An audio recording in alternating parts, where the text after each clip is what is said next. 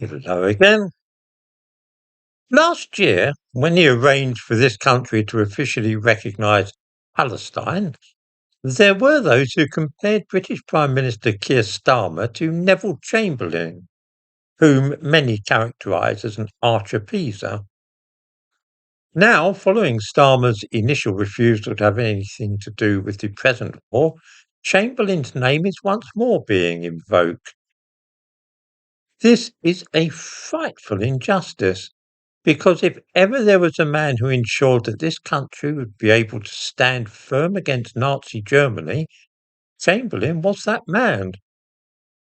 To draw any kind of comparison with Starmer is an act of grave injustice to a great British Prime Minister.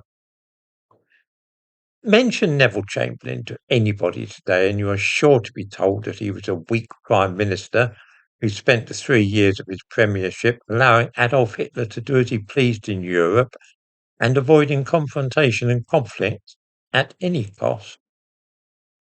So firmly embedded in the public consciousness is this erroneous and misleading version of history that it is perhaps hopeless to set the record straight at this late date, but I cannot let anybody think that he was even remotely like Starmer, so I'll have a go.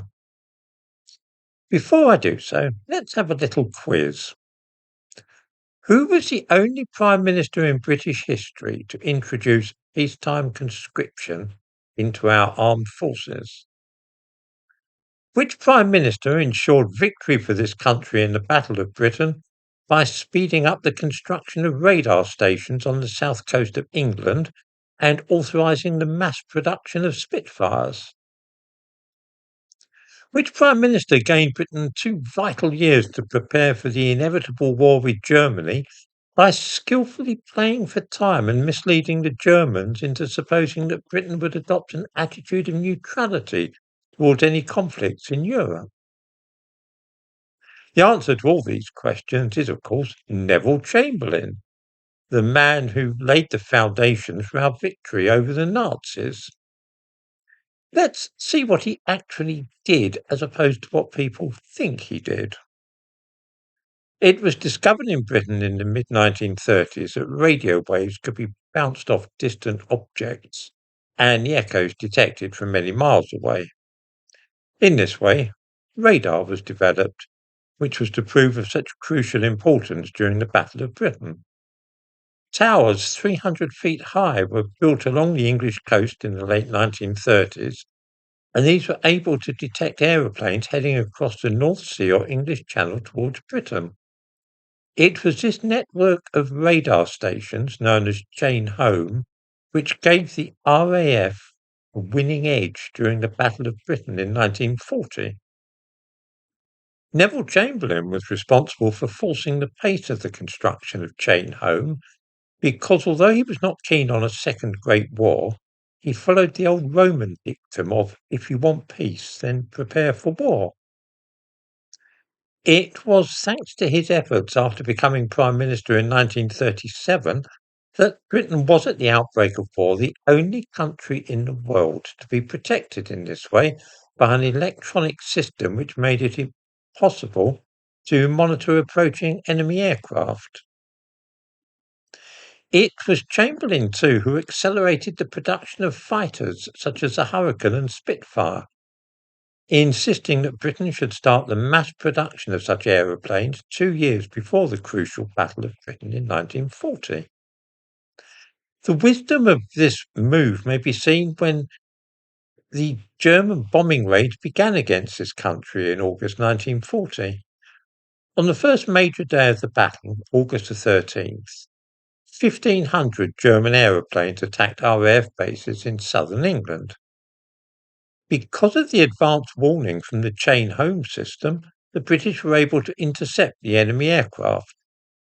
The Germans lost 45 planes to the British 13. It was clear that this was to be a war of attrition, with each side trying to grind down the other. It was now that Chamberlain's strategy of forcing the mass production of fighters was to show results. We can see this by looking at the production figures for aircraft in Britain and comparing them with the German statistics. that we will be able to understand just why we won the Battle of Britain.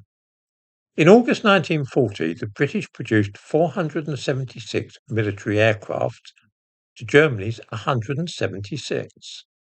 The following month, the figure was 467 new British planes to 218 in Germany. And then in October, Britain turned out 469 fighters to Germany's 144 planes in total. Certainly, the pilots of the RAF played their part, but it was the mass production of aircraft, masterminded by Neville Chamberlain, which ensured that they actually had aeroplanes to fly.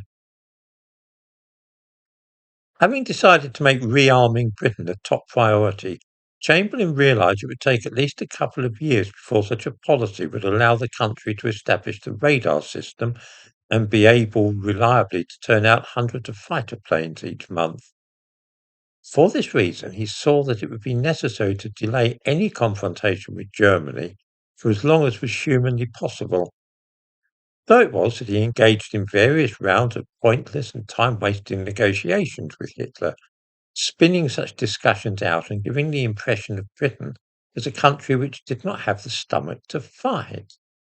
His actions, though, rather than his vague words, give the lie to this idea of Chamberlain's character.